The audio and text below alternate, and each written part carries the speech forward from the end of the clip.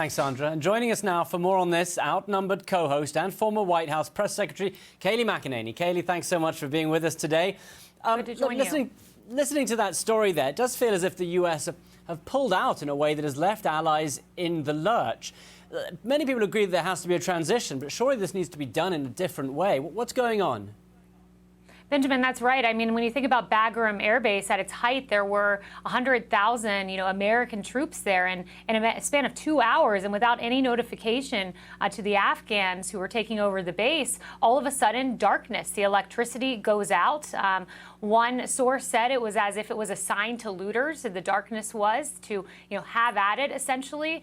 And, I think Congressman McCall, of course, the ranking member on the Foreign Affairs Committee, I think he had the most salient point, which is this. You can debate when our troops should depart, if there should be a stay-behind force, but you cannot debate planning and preparation and having a responsible exit to the country. He said when you fail to plan, you plan to fail. And it certainly seems, at least in this case, that we are off to a rocky exit out of Afghanistan. Yeah, Jem Psaki, just speaking in the last couple of hours in the briefing, commented on the drawdown, a bit non-committal. Here's what she said. I would point you to the Department of Defense on that and the specific accuracy of those comments. Obviously, there's a relationship that the White House has with the Afghan leaders. I mean, how did you explain that to them, and what was their again, I'm only pointing you to the Department of Defense because they are the leaders on the ground who would have handed off to Afghan leaders on the ground. So, not a huge response there. But one of the other points is that President Trump for a long time was working on negotiations with the Taliban. It was kind of a key part of the transition out of Afghanistan. But I don't know what's happened to those negotiations anymore. What are you seeing and hearing about those? And should the transition not happen until those are perhaps seen through? Yeah, it's a great question. Having a peace accord would be instrumental to making sure that there's a safe exit. Let me first say that, what Jen Psaki just did is a classic tactic that you use as press secretary. If you don't have a good answer to a question, you just punt to the Department of Defense or an agency that's under your power, of course. The White House is in charge. But that's what you do when you don't have a good answer, and it doesn't seem like they had one there. But yes, you're right, that peace accord is instrumental.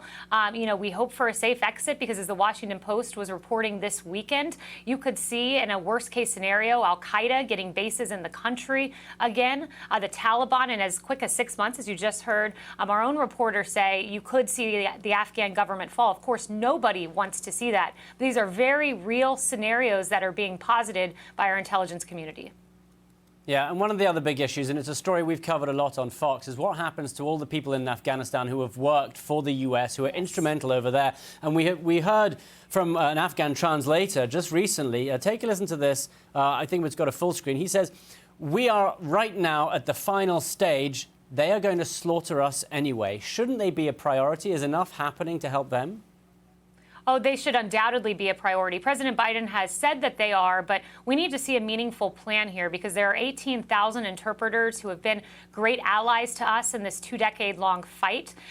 When you include their families, which would be taken out of the country as well to a third-party country as they await visa processing, that's removing anywhere from 50 to 60,000 individuals. So we want to make sure that they have a safe exit. They deserve at least that much. And look, I'll say this too, there's no bigger proponent of ending foreign wars than President Trump. That was indeed one of his chief arguments as he won the election in 2016. But you've got to do it safely and responsibly. You remember President Obama saying we've got to end foreign wars safely. That did not happen in Iraq, as we saw that country that was taken over by ISIS, at least in part. We do not want an Act 2 here. We've got to get this right, and that means taking care of those 50 to 60,000 interpreters and their families. Yeah, Jem Psaki also saying earlier that they would get them out hopefully by, I think it was the end of August or so. So we'll see, that may happen. I hope so. Kayleigh McEnany, thank you very much for joining us today. Thank you. Sandra? Thank you.